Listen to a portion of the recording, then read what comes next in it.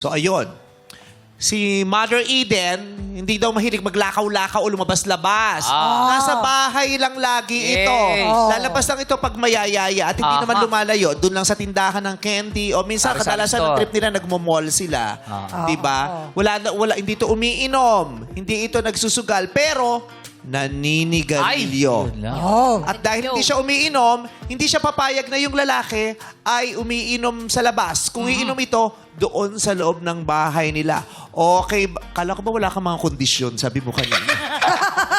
Napaisip na tuloy. May kondisyon ka pala doon. Oo. So mga hakbangers, akyat o baba! Aba!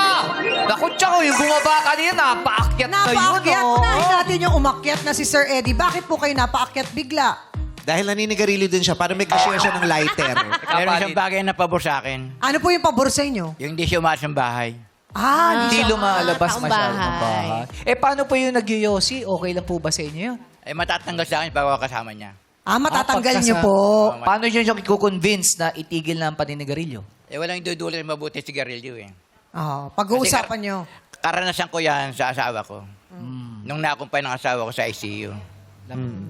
So Mother Eden, kayo po ba ipapayag na Sabi sa akin ng doktor, nung nasa isa sa asawa ko, kung ikaw may kaibigan, kakilala o mag-anak, na naninigarilyo o uminom ng alak, patigilan mo na kung ayaw nilang malagyan ng tubo.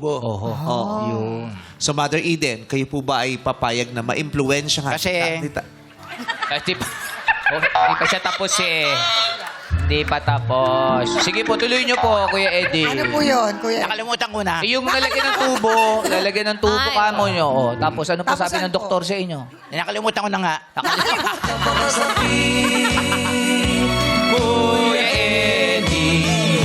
Pero in fairness, kausap niya si Bong. Kasi nga nag-sleepless si Bong eh. Pwede na ho magsalita si Vice. Pinapayagan ko na. Pwede na. Okay na daw. May go signal na si Si Tasi. Kuya Eddie, binigyan ng misyon ng doktor na pigilan ng Mother mga friend. O nakalimutan ko na din. Ay, bilis mo lang makalimot. Palis mo naman nakalimutan. Ginaya mo naman si Kuya Eddie.